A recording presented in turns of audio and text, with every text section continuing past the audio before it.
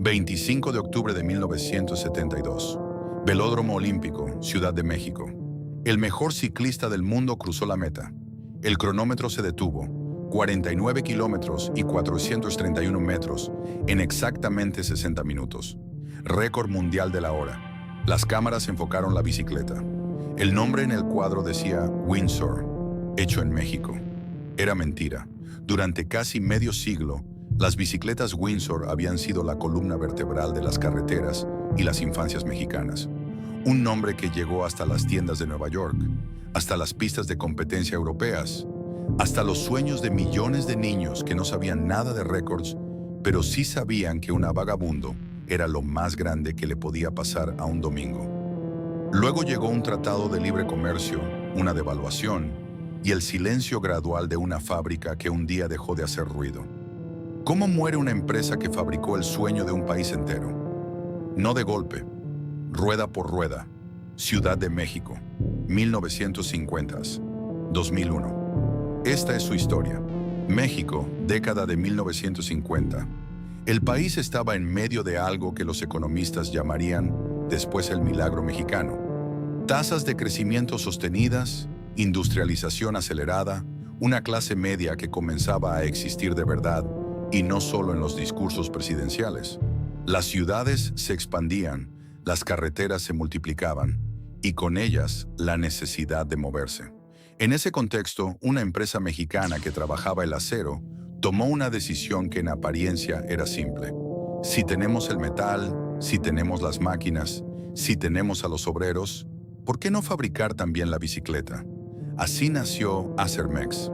El nombre lo decía todo, acero mexicano. No era una empresa de ciclismo, era una empresa de manufactura que encontró en la bicicleta el producto perfecto para un país en movimiento. Las bicicletas no necesitaban gasolina, no necesitaban licencia, no necesitaban carreteras pavimentadas, solo necesitaban piernas, y de piernas México tenía de sobra. La fábrica se instaló en Ciudad de México y desde el principio operó con una ambición que iba más allá del mercado local. Acermex no quería fabricar bicicletas para el barrio, quería fabricarlas para el continente, y durante años lo logró. En su momento de mayor producción, la planta de Acermex fue reconocida como la fábrica de bicicletas más grande de toda América Latina. No de México, de América Latina. Bajo ese mismo techo nacieron dos marcas que con el tiempo se volverían inseparables de la identidad ciclista mexicana. Windsor y Carabela. Dos nombres, una misma línea de producción, dos públicos distintos. Carabela apuntaba al mercado popular, al obrero que necesitaba llegar al trabajo, al estudiante que cruzaba la ciudad sobre dos ruedas porque no había de otra. Windsor apuntaba más arriba, al ciclista que quería algo más que transporte, al deportista amateur, al hombre que había visto en una revista una bicicleta italiana y quería sentir algo parecido sin pagar en dólares. La estrategia funcionó. En los años 60, tener una bicicleta Windsor era una declaración, no de riqueza, porque Windsor nunca fue para ricos. Era una declaración de aspiración, de que uno podía querer algo bueno y conseguirlo. En un México donde el automóvil seguía siendo un sueño lejano para la mayoría, la bicicleta Windsor ocupó ese espacio intermedio entre la necesidad y el deseo. Y Acermex lo entendió antes que nadie. La empresa comenzó a diversificar su catálogo con una velocidad que sorprendía a sus propios distribuidores. Bicicletas de trabajo, bicicletas de paseo, bicicletas de competencia. Modelos para adultos, modelos para jóvenes y pronto modelos para niños. Cada segmento del mercado mexicano tenía su Windsor. Cada etapa de la vida podía tener, si la economía familiar lo permitía, una bicicleta con ese nombre en el cuadro. La fábrica crecía, los pedidos aumentaban, y en las oficinas de Acermex, alguien comenzó a mirar hacia el norte, hacia los mercados de Estados Unidos, hacia las vitrinas de las tiendas de Nueva York y Los Ángeles, y se preguntó si lo que funcionaba tan bien en México podría funcionar también allá. Era una pregunta ambiciosa, era también una pregunta peligrosa, porque exportar una bicicleta es fácil. Lo difícil es exportar la confianza en quien la fabrica. Y en los años 70, En el mercado norteamericano, 3 palabras en la etiqueta podían destruir esa confianza antes de que el cliente terminara de leer el precio. Hecho en México. Pero eso vendría después. Primero, Acer MAX tenía que resolver un problema más urgente.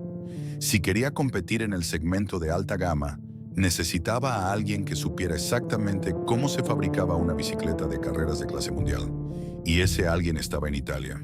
En Milán, a principios de los años 60, había una fábrica que los ciclistas de competencia consideraban casi sagrada. Se llamaba Sinelli. La fundó Sino Sinelli, ex ciclista profesional que después de retirarse, decidió que la mejor manera de seguir cerca de las bicicletas era fabricar las mejores del mundo. Y durante décadas, eso fue exactamente lo que hizo. Los cuadros Sinelli eran precisos, ligeros, construidos con una atención al detalle que rozaba la obsesión. Los campeones europeos los pedían, los coleccionistas los atesoraban, y los artesanos que trabajaban dentro de esa fábrica aprendían un oficio que muy pocos en el mundo dominaban. Uno de esos artesanos se llamaba Remo Vecchi. Nadie sabe con exactitud qué conversación hubo, ni quién hizo la primera llamada. Lo que sí se sabe es que Acer MAX lo encontró, lo convenció, y un día Remo Vecchi empacó su conocimiento de cuadros de competencia, su comprensión de los ángulos de geometría, su experiencia con la soldadura fina de acero de alta calidad, y se subió a un avión rumbo a Ciudad de México. Lo que encontró al llegar no era Milán. Era una fábrica enorme, ruidosa, llena de obreros mexicanos que sabían trabajar el metal, pero que nunca habían construido una bicicleta de carreras. Vecchi no venía a administrar, venía a enseñar. Y lo hizo. Bajo su dirección, la división de alta gama de Acer MAX tomó una forma que nadie en México había visto antes. Los cuadros que comenzaron a salir de esa línea de producción tenían una geometría que cualquier ciclista europeo reconocería al instante. La misma silueta limpia, los mismos ángulos calculados, las mismas soldaduras cuidadas que definían a las mejores bicicletas italianas. No era coincidencia, era transferencia directa de conocimiento, de mano a mano, de Milán a México. Así nació el Windsor Pro. Componentes, campagnolo, nuevo récord. Tubos de doble bodied, peso que competía con cualquier bicicleta del mercado europeo. Y un precio que era, dependiendo del modelo y del mercado, la mitad de lo que costaba un Sinelli original. Para el ciclista serio que no podía, o no quería, pagar lo que pedían las marcas italianas, el Windsor Pro era una respuesta casi perfecta. En México, la recepción fue inmediata. Los equipos universitarios de ciclismo comenzaron a pedalear Windsors. Los clubes deportivos los incorporaron a sus flotas. Y en Guadalajara, en Ciudad de México, en Monterrey, los ciclistas que sabían distinguir una buena bicicleta de una mala empezaron a hablar del Windsor Pro con un respeto que Acer MAX no había anticipado del todo. En Estados Unidos, la historia fue más complicada. Las primeras unidades que cruzaron la frontera llegaron de manera informal, casi de contrabando comercial, hasta que un importador de Nueva York llamado Seed Star formalizó la distribución a través de su empresa Alpha Cycle. Seed Star vendía también la línea Lotus y sabía exactamente qué tipo de ciclista buscaba una bicicleta seria a precio razonable. El Windsor Pro encajó perfectamente en ese nicho, pero había un problema que ni Vecchi ni los directivos de Acer MAX podían resolver desde la fábrica. El Windsor Pro era una bicicleta extraordinaria. En algunos lotes, sin embargo, el control de calidad fallaba. Tubos oxidados por dentro, acabados inconsistentes, diferencias notables entre una unidad y otra. No porque los obreros no supieran trabajar, sino porque escalar la producción artesanal de Vecchi a una línea industrial de miles de unidades era un desafío que ninguna fábrica de América Latina había enfrentado antes. El resultado era una marca que podía deslumbrarte un día y decepcionarte al siguiente.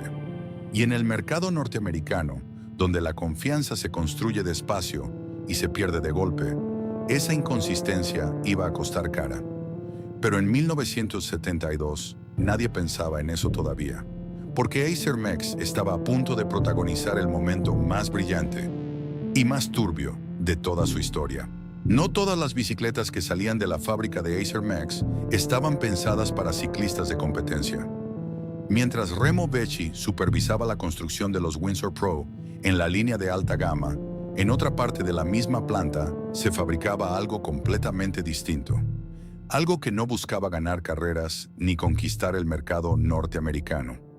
Algo que buscaba conquistar una cosa mucho más difícil de alcanzar y mucho más fácil de perder: la infancia de un país. En 1967, Acer Mex lanzó la Vagabundo.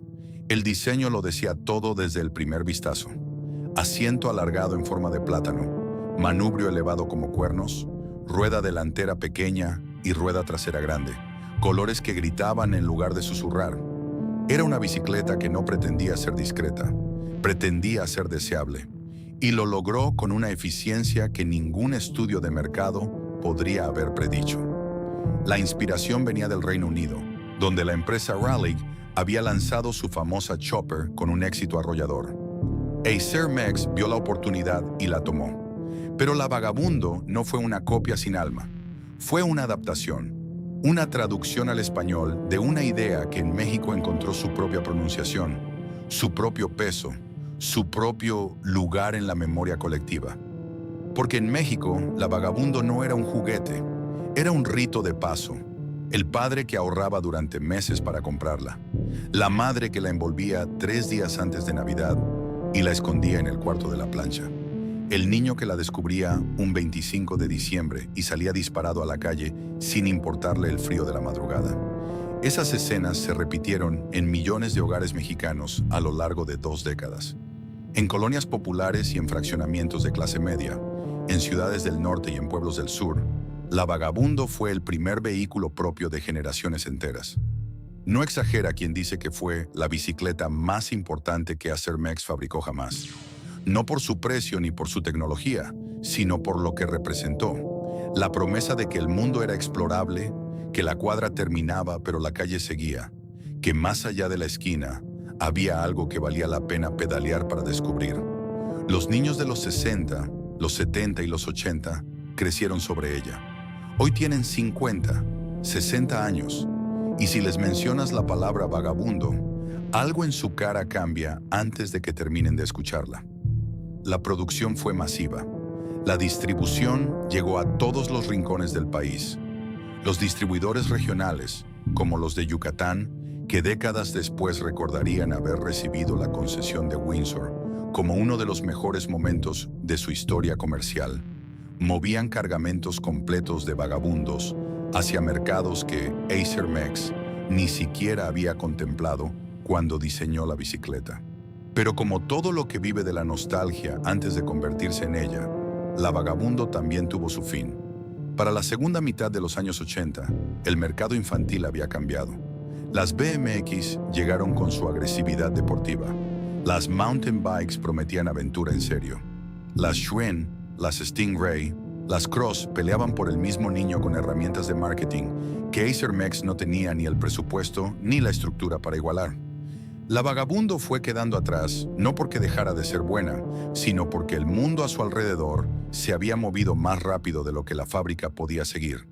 Desapareció sin un comunicado oficial, sin un último modelo de edición especial, sin un adiós. Un día simplemente dejó de aparecer en los catálogos, y con ella se fue algo que ninguna bicicleta posterior pudo recuperar: la capacidad de Acer Mex de hacerle sentir a un niño mexicano que lo mejor del mundo podía ser fabricado aquí, en su país, con sus manos, para él.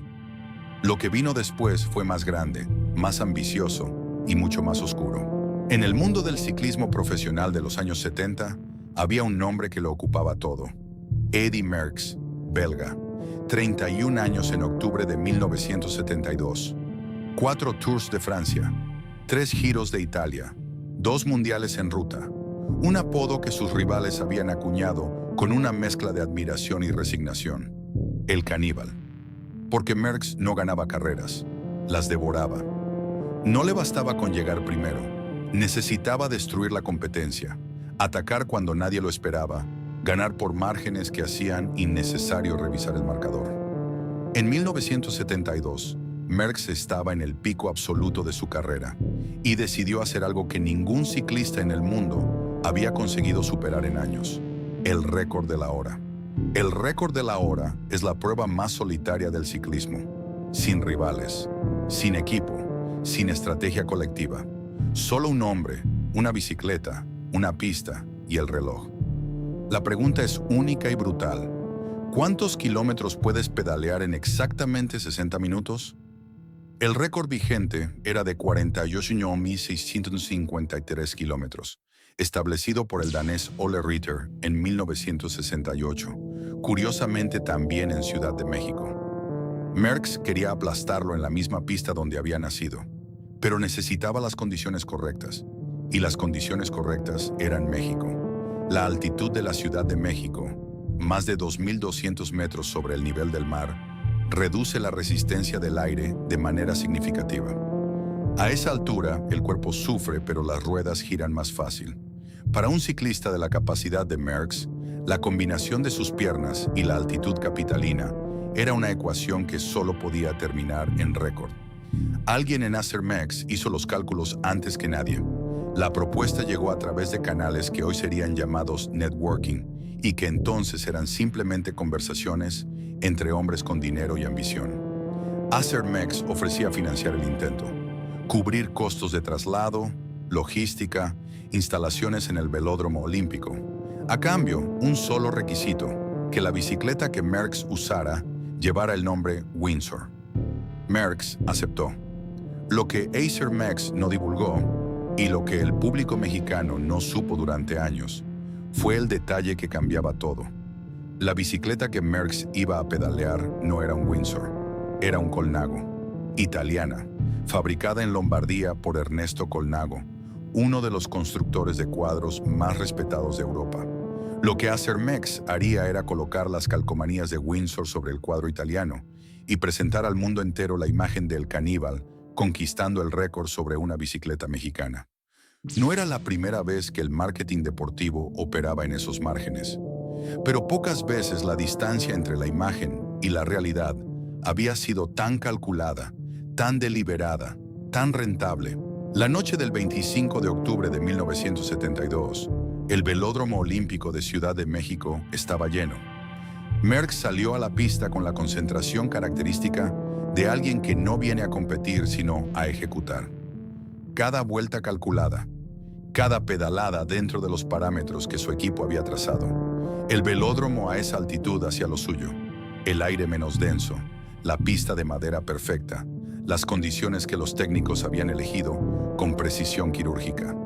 Cuando el cronómetro se detuvo, el marcador decía lo que Acermex había apostado que diría: 49 kilómetros y 431 metros. Nuevo récord mundial de la hora. De paso, también nuevos récords en los 10 kilómetros, 11 minutos y 53.2 segundos. Y en los 20 kilómetros, 24 minutos y 6.8 segundos. 3 récords en una noche, México como escenario. Y en el cuadro de la bicicleta, para quien quisiera verlo, el nombre Windsor. Al día siguiente, los periódicos mexicanos publicaron la imagen. Las agencias internacionales distribuyeron la foto. Y Acermex lanzó una campaña publicitaria que usó el récord como su argumento central de ventas durante años. La bicicleta en la que Eddy Merckx batió el récord del mundo. El mensaje era simple, directo y técnicamente sostenible porque nadie había dicho que la bicicleta era 100% Windsor. Solo llevaba el nombre. Las ventas respondieron exactamente como los directivos de Acermex habían calculado. Pero en los círculos del ciclismo profesional, el secreto no era tan secreto. Los mecánicos que habían estado en el velódromo aquella noche sabían lo que habían ensamblado. Los ciclistas mexicanos que habían tenido acceso a los entrenamientos previos sabían lo que habían visto. Y en la comunidad internacional, donde los cuadros Colnago eran reconocibles para cualquier ojo entrenado, la conversación circulaba en voz baja desde los días siguientes al récord. Merckx no montó un Windsor, montó un Colnago con calcomanías. Lo curioso y lo revelador es lo que esa historia dice sobre los dos actores principales. Sobre Merckx, que el récord fue absolutamente real. Sus piernas, su capacidad, su preparación, su voluntad. Nada de eso era falso. La bicicleta podía llevar cualquier nombre. El atleta era irrefutable. Sobre Acermex, que en el momento más brillante de su historia necesitó prestarse una identidad italiana para brillar, que la fábrica más grande de América Latina, con Remo Vecchi y sus Windsor Pro y sus décadas de manufactura, no confió en que su propio nombre fuera suficiente para la noche más importante.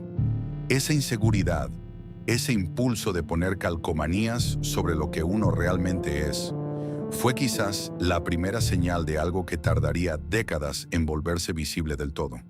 Benotto, el rival histórico de Windsor, también había intentado llevarse a Merckx.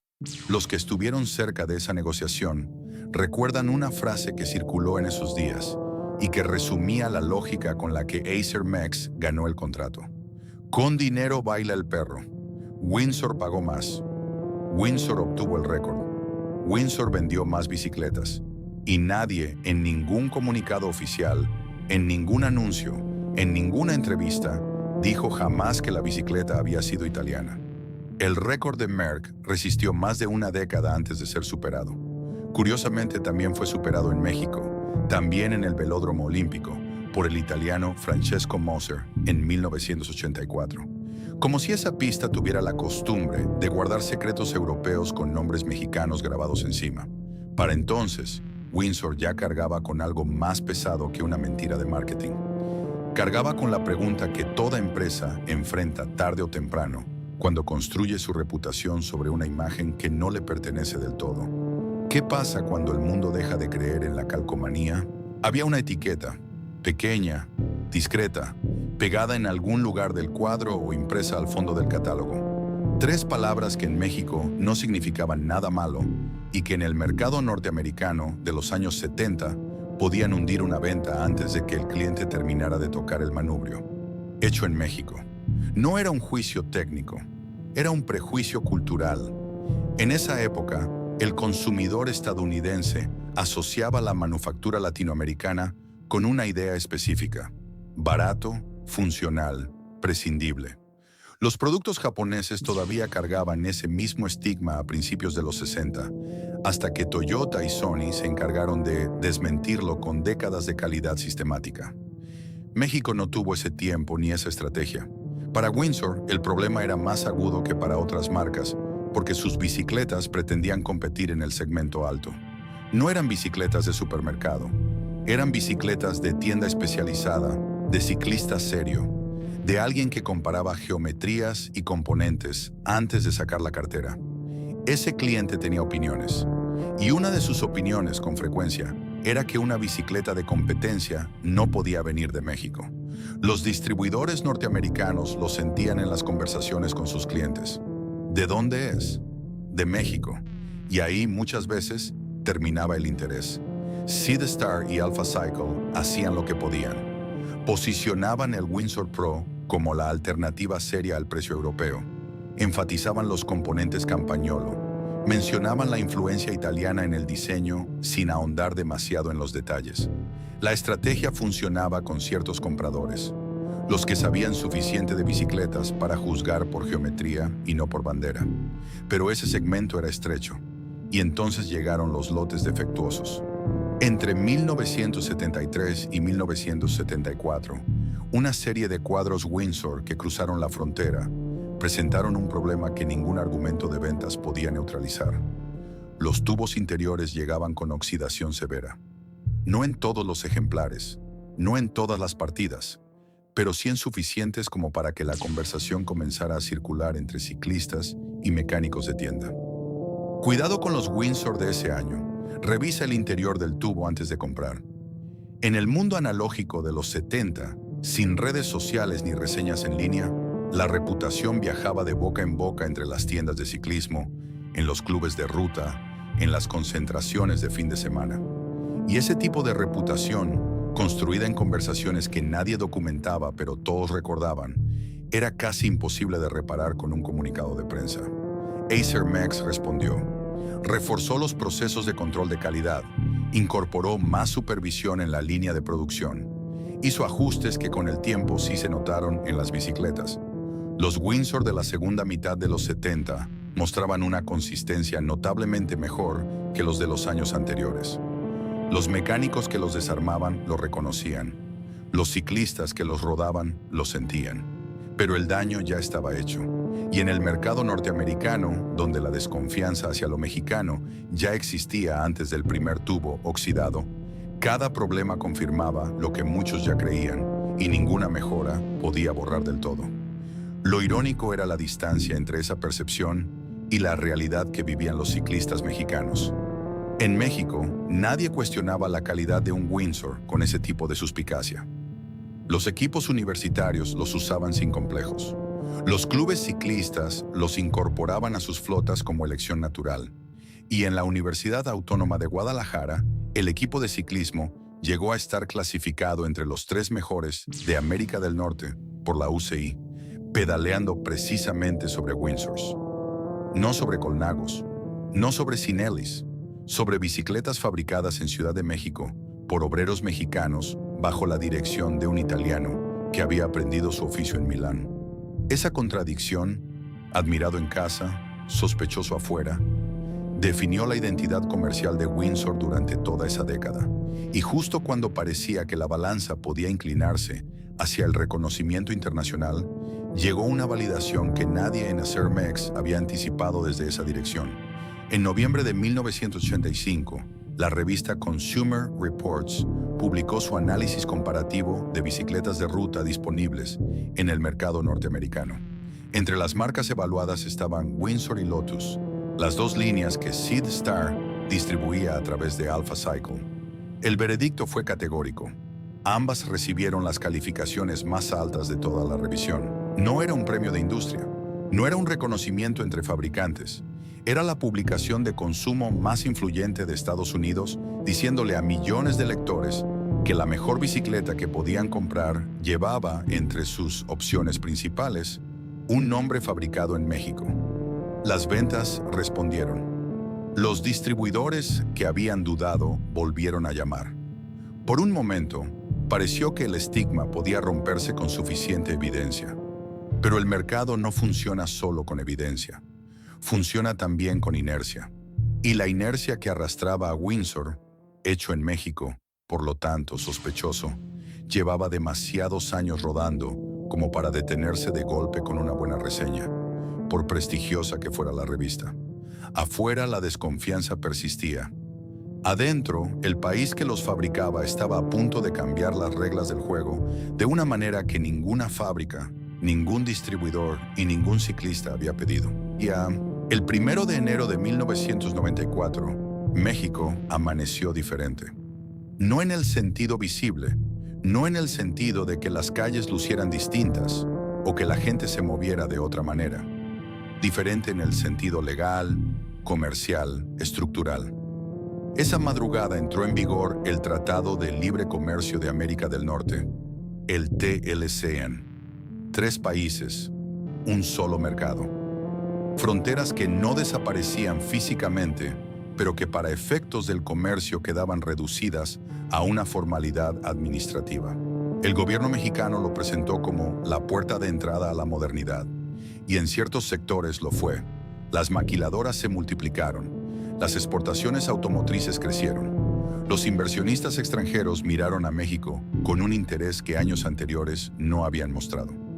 Para quienes operaban del lado correcto del tratado, el TLEAN fue exactamente lo que prometía, una oportunidad. Acermex no estaba del lado correcto. Una fábrica de bicicletas construida bajo la lógica del mercado protegido, donde los aranceles de importación mantenían alejada la competencia extranjera y donde el consumidor mexicano compraba Windsor porque Windsor era lo que había. De repente se encontró operando bajo reglas completamente distintas. Las mismas reglas que habían sido diseñadas para abrir México al mundo, abrieron también México a algo que Acermex no podía combatir con mejor diseño, ni con más control de calidad, ni con ninguna lección aprendida de Remo Vecchi: el precio de las bicicletas chinas.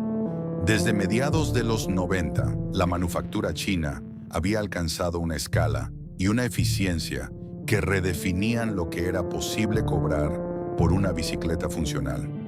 No hablamos de bicicletas de competencia, hablamos del segmento masivo, la bicicleta de trabajo, la bicicleta de paseo, la bicicleta que una familia de clase media compraba para el hijo mayor.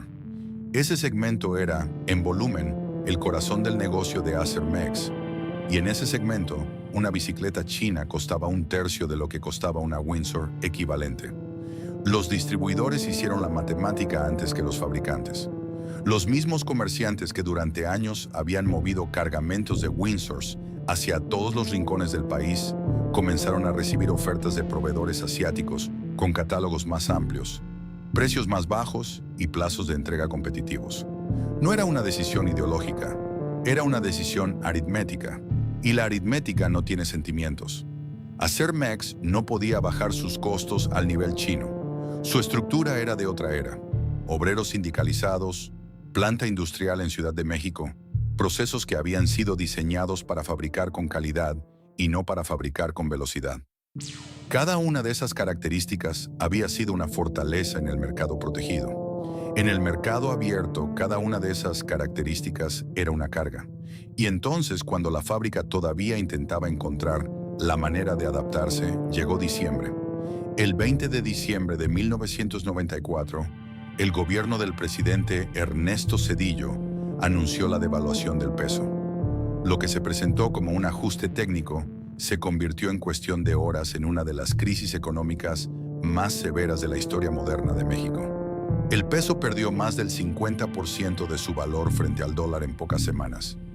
Las tasas de interés se dispararon, el crédito se contrajo, el consumo se desplomó. Para una empresa como Acermex, la combinación era quirúrgicamente destructiva. Los insumos que se compraban en dólares, acero importado, componentes especializados, maquinaria, se encarecieron de la noche a la mañana en proporción directa a la devaluación. Los salarios se pagaban en pesos, pero el poder adquisitivo de esos pesos había caído por la mitad.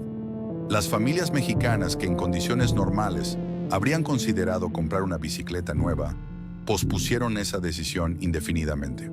No porque no quisieran, porque no podían. El mercado interno, que era el último refugio de Acermex frente a la competencia asiática, se contrajo exactamente cuando más lo necesitaba. En las bodegas de los distribuidores regionales, el inventario dejó de moverse al ritmo habitual. Los pedidos que antes llegaban con regularidad empezaron a espaciarse.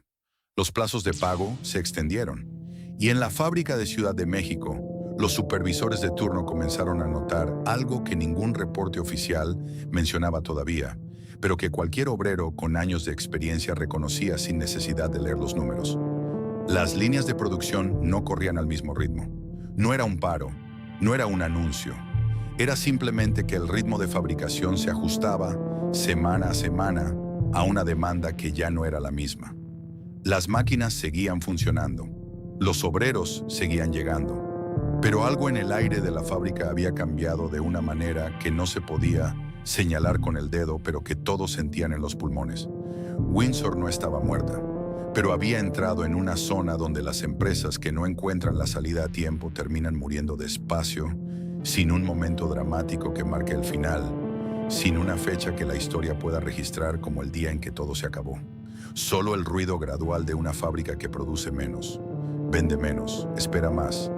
Y en ese silencio creciente, el nombre Windsor seguía apareciendo en los catálogos, en las vitrinas de las pocas tiendas que aún lo pedían, en las bicicletas que circulaban por las calles con años de uso encima, resistiendo con la terquedad particular de las cosas bien fabricadas. Pero una bicicleta que dura 20 años en la calle es también, sin quererlo, una razón menos para comprar una nueva. El tiempo corría, y la fábrica, por primera vez en su historia, no sabía cómo pedalearlo. No hubo un día en que alguien apagara las luces y dijera, se acabó. Así no mueren las fábricas que tienen décadas de historia. No mueren de golpe, mueren como mueren los ríos en temporada de sequía. Poco a poco, perdiendo caudal, hasta que un día alguien mira y ya no hay suficiente agua para llamarlo río. Solo un cauce que recuerda lo que fue. La segunda mitad de los años 90 fue ese cauce para Acermex. Los pedidos seguían llegando, pero con menos frecuencia. Las líneas de producción seguían operando, pero con menos turnos. Los obreros que habían pasado 15, 20 años fabricando Windsors seguían presentándose cada mañana, pero con la conciencia callada de quien sabe que algo fundamental ha cambiado aunque nadie lo haya dicho en voz alta todavía. En las fábricas, ese conocimiento circula antes que en las juntas directivas. Lo saben los que barren el piso, los que ajustan las soldaduras, los que cuentan las piezas al final del turno. El catálogo de Windsor se fue adelgazando sin anuncio oficial. Los modelos que no vendían lo suficiente simplemente dejaban de aparecer en la siguiente edición. Primero los más especializados, los de nicho, los que requerían más tiempo de manufactura y generaban menos volumen. Luego los intermedios. La lógica era comprensible desde una oficina.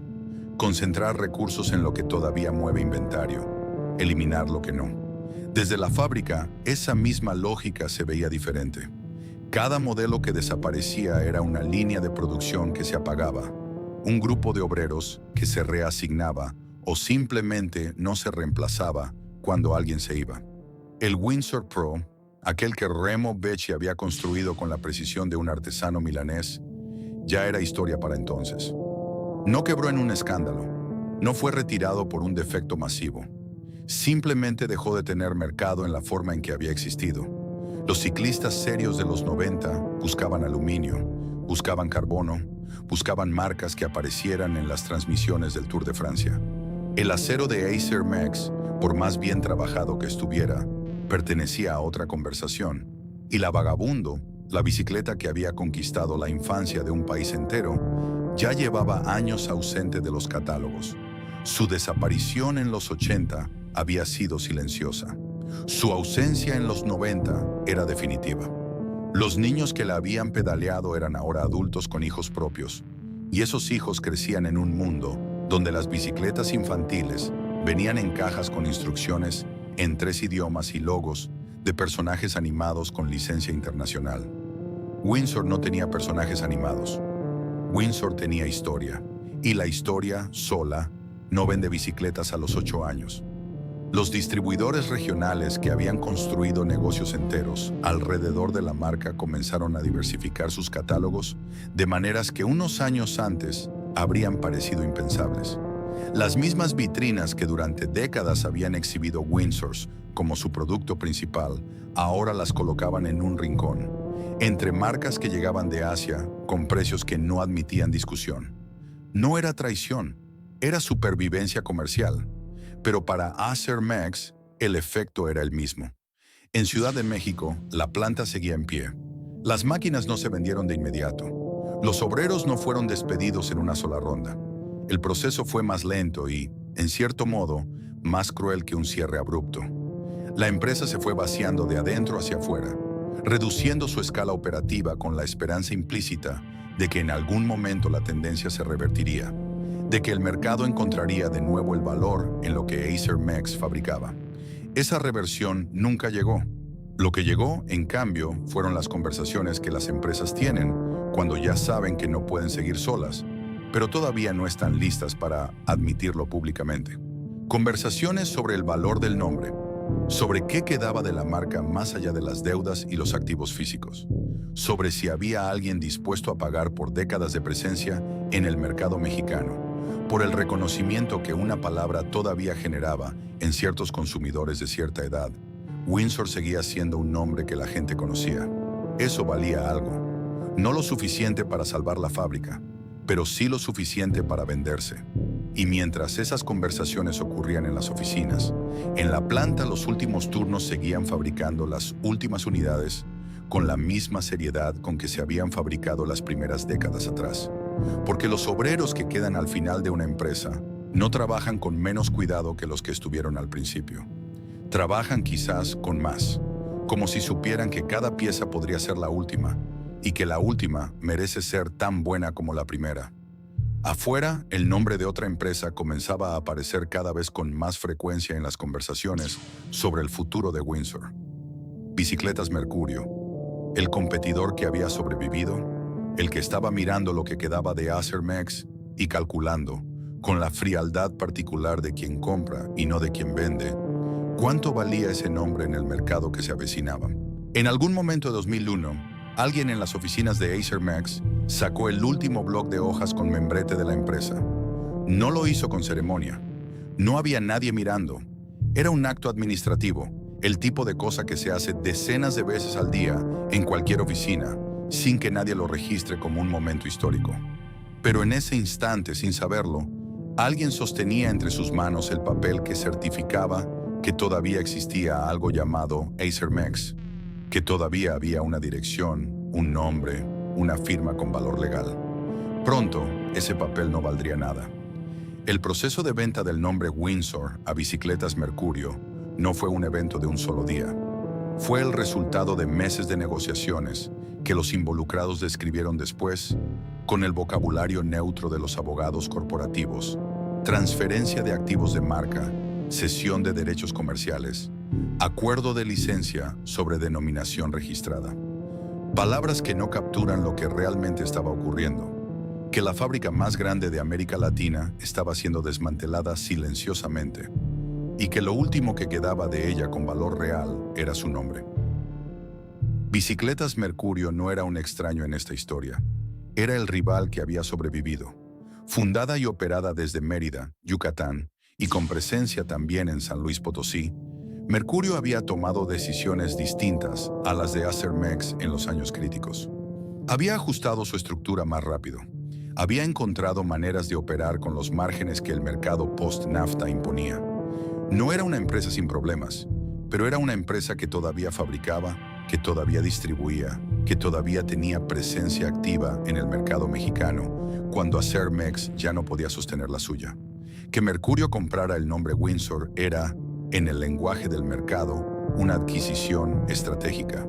En el lenguaje humano, era algo más parecido a recoger lo que el tiempo había dejado tirado en el camino. El precio exacto de la transacción nunca se hizo público. Lo que sí quedó registrado fue el año, 2001. Y lo que quedó en el mercado fue la certeza de que a partir de ese momento, cuando alguien comprara algo con el nombre Windsor en México, ese algo no había salido de las líneas de producción de Acermex en Ciudad de México. Había salido de otra parte. Dentro de la planta, los últimos días tuvieron la textura particular de los finales que nadie quiere nombrar. Los obreros que todavía quedaban llegaban con la puntualidad que el oficio impone, esa disciplina del cuerpo que persiste incluso cuando la mente ya sabe que el ritmo no va a continuar mucho más. Las máquinas que todavía funcionaban seguían operando porque las máquinas no saben que están en el último acto. Solo saben girar, cortar, soldar, doblar. Alguien tenía que apagar cada una por última vez. Alguien tenía que ser el último en salir por esa puerta. Ese alguien no dejó un testimonio público. No hubo entrevista, no hubo declaración, no hubo el tipo de cierre narrativo que las historias piden y que la realidad rara vez concede. Solo el silencio gradual de una fábrica que deja de serlo, que pasa de ser un lugar donde las cosas se fabrican a ser un lugar donde las cosas estuvieron. Lo que Mercurio compró en 2001 no era solo un nombre, era 50 años de presencia en la memoria colectiva de México. Era la marca que había estado en las infancias de millones de personas, en los garajes de sus padres, en las calles de sus colonias. Era el nombre que aparecía en los catálogos que los distribuidores de Yucatán habían recibido con orgullo décadas atrás, cuando ser concesionario de Windsor era una distinción comercial real. Mercurio sabía exactamente lo que estaba comprando y sabía también lo que no podía comprar. No podía comprar el conocimiento de Remo Becci, que para entonces hacía años había regresado a Italia o simplemente había desaparecido de la historia documentada de la empresa sin dejar una dirección de reenvío. No podía comprar las conversaciones en los clubes ciclistas de Guadalajara, donde una generación de deportistas había decidido que el Windsor Pro era digno de competencia seria. No podía comprar la mañana de diciembre en que un niño mexicano encontró su primera vagabundo bajo el árbol y salió corriendo a la calle antes de que sus padres terminaran de despertar.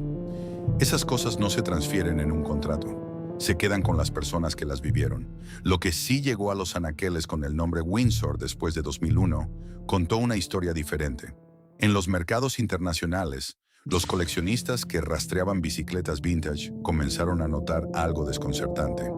El nombre Windsor reaparecía en bicicletas de fabricación claramente asiática, bajo acuerdos de licencia que permitían usar la denominación original sobre productos que no tenían ninguna conexión técnica ni histórica con lo que Acermex había fabricado. El nombre que había cruzado el Atlántico con componentes Campagnolo y la geometría de Cinelli ahora circulaba sobre acero chino, con calcomanías que evocaban un pasado al que no pertenecían. Era, en cierto modo, el eco final de 1972. Otra calcomanía sobre otra bicicleta. Pero en México, entre quienes sabían lo que el nombre había significado, la reacción era más compleja que el rechazo simple. Había algo casi comprensible en ese reciclaje de identidad. El mercado no quería dejar morir ese nombre, porque ese nombre todavía funcionaba. Todavía activaba algo en el consumidor de cierta edad. Todavía generaba un reconocimiento que ninguna marca nueva podía comprar con publicidad. Un nombre construido durante 50 años no desaparece cuando cierra la fábrica que lo hizo. Sobrevive en la memoria de las personas. Y mientras sobrevive ahí, sigue teniendo valor comercial para quien sepa usarlo. Que ese valor se usara sin la fábrica, sin los obreros, sin la historia real detrás, era la ironía final de una empresa que había construido su momento más brillante sobre una calcomanía falsa y que ahora se convertía ella misma en una calcomanía sobre el trabajo de otros. En la Ciudad de México, donde la planta de Acermex había fabricado millones de bicicletas durante décadas, el espacio físico siguió existiendo después del cierre. Los edificios no desaparecen cuando las empresas mueren, solo cambian de uso. Las paredes que habían contenido el ruido de las soldaduras y el ritmo de las líneas de producción quedaron en pie, esperando que alguien decidiera qué hacer con ellas. Nadie construyó un museo. Nadie colocó una placa. El logo de Windsor, que durante décadas había aparecido en cuadros de bicicletas que recorrían las calles de todo México, fue cubierto eventualmente por otros nombres, otros productos, otras historias. Como ocurre con todo lo que el mercado decide que ya no necesita. No se destruye con dramatismo, simplemente se tapa. Y debajo de esa capa, debajo de todo lo que vino después, sigue estando la misma pregunta que una fábrica hace cuando cierra sin que nadie lo anuncie con claridad. ¿Alguien notó el momento exacto en que dejamos de existir? La respuesta, en el caso de Windsor, es la más honesta que la industria mexicana puede dar sobre sí misma en ese periodo. No, nadie lo notó, porque no hubo un momento exacto. Solo el peso acumulado de décadas de decisiones pequeñas, de oportunidades que llegaron tarde, de un mercado que cambió más rápido que la fábrica que lo había servido durante 50 años. Eso, también, es una forma de morir. Hay nombres que sobreviven a las empresas que los crearon, no porque alguien lo haya planeado, no porque exista una estrategia de legado ni un comité de preservación cultural, sino porque se instalaron en la memoria de suficientes personas durante suficiente tiempo como para que el mercado, con su lógica particular y a veces implacable, decidiera que todavía había algo ahí que valía la pena aprovechar. Windsor es uno de esos nombres. Después de 2001, el nombre siguió circulando en el mercado mexicano bajo el paraguas de Bicicletas Mercurio. No como una línea de manufactura activa en el sentido en que Acermex lo había sido, sino como una denominación con reconocimiento probado, útil para distribuidores que atendían a una generación de consumidores para quienes ese nombre todavía significaba algo concreto. No nostalgia abstracta, reconocimiento real, del tipo que se construye cuando una marca ha estado presente en los momentos importantes de la vida cotidiana de millones de personas. Los distribuidores regionales que habían sobrevivido los años duros del post-NAFTA lo entendían mejor que nadie. En Yucatán, en Jalisco, en el norte del país, los comerciantes que llevaban décadas en el negocio del ciclismo sabían que mencionar Windsor en ciertos contextos habría conversaciones que otras marcas no podían abrir. No con los jóvenes, con los padres, con los abuelos, con quienes habían aprendido a pedalear sobre una bicicleta que llevaba ese nombre y que guardaban ese recuerdo con la fidelidad particular de las cosas de la infancia. Pero el legado más inesperado de Windsor no estaba en México. Estaba en los garajes y sótanos de Estados Unidos, Canadá y Europa, donde una comunidad creciente de coleccionistas de bicicletas vintage había redescubierto los Windsor Pro y Competition de los años 70 con un entusiasmo que ningún directivo de Acermex habría podido anticipar en su momento de mayor crisis. En foros especializados, en subastas en línea, en encuentros de ciclismo clásico, los Windsor originales circulaban con un valor que aumentaba año con año. La razón era la misma que había hecho difícil venderlos en vida. Su historia era singular.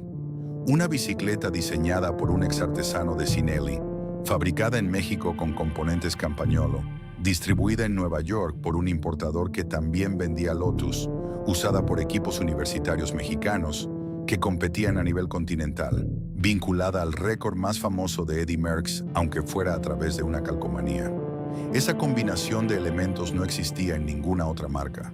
Era demasiado específica, demasiado extraña, demasiado rica en contradicciones para no generar fascinación en quienes coleccionaban no solo bicicletas, sino historias. Los Windsor Pro en buen estado alcanzaban precios que habrían escandalizado a los distribuidores de los 70 que no podían venderlos por el estigma de lo mexicano. El mercado que los había rechazado por su origen los redescubría décadas después, precisamente por ese origen. Hecho en México había dejado de ser una condena. Se había convertido en un elemento de rareza, de autenticidad, de una historia que las marcas europeas y japonesas de la misma época simplemente no tenían. En México, la memoria de Windsor tomó formas distintas.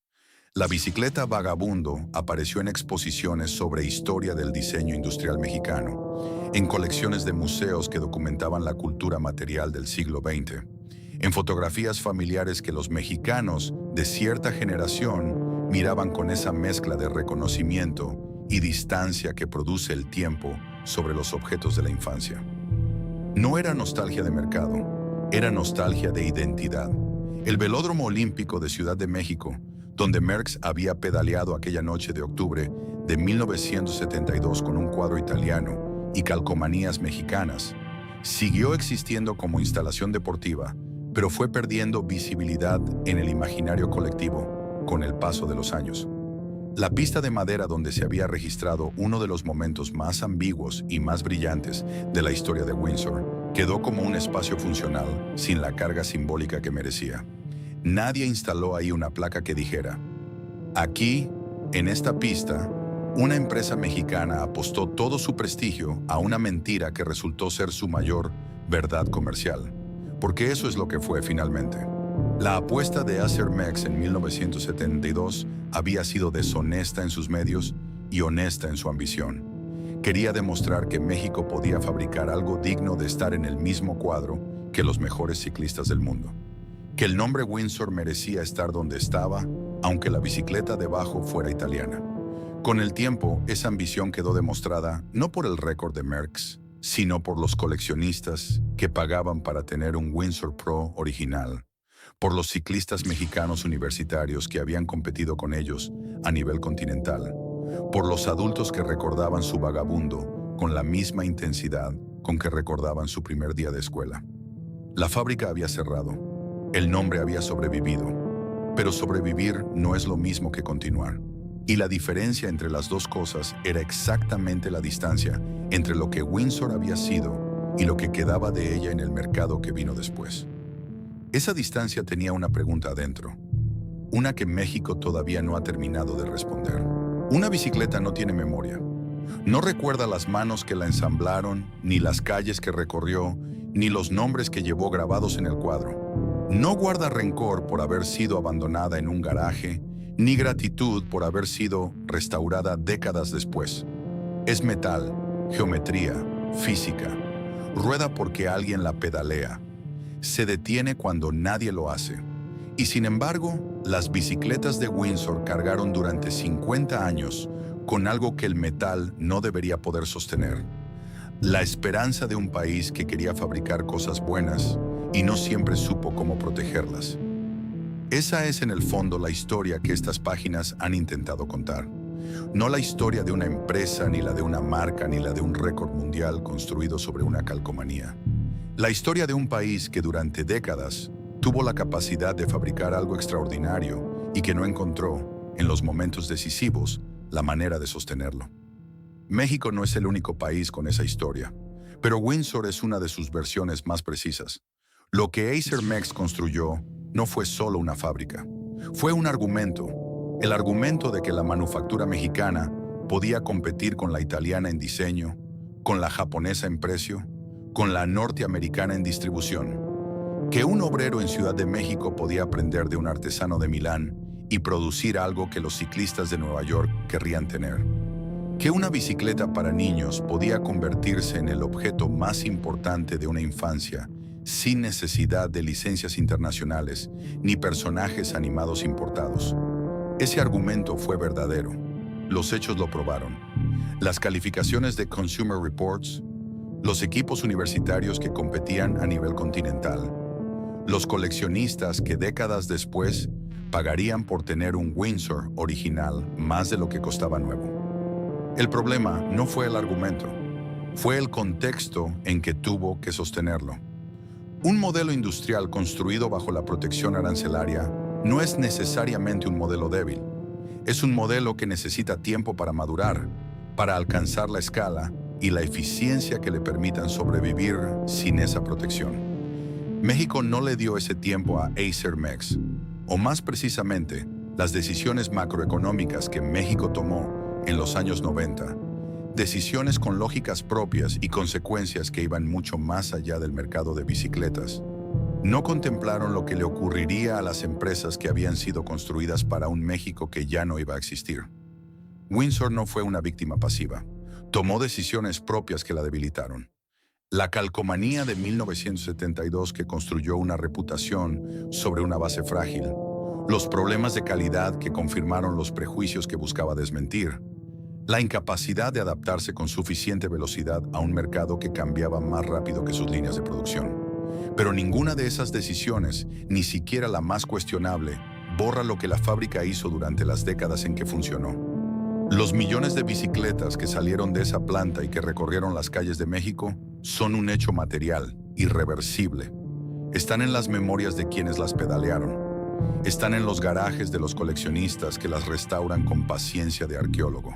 Están en las calles todavía, en las bicicletas viejas que circulan con décadas encima y que nadie ha reemplazado porque siguen funcionando. Una bicicleta bien fabricada dura más que la empresa que la hizo. Eso es también una forma de legado. Lo que México le debe a Windsor es reconocimiento.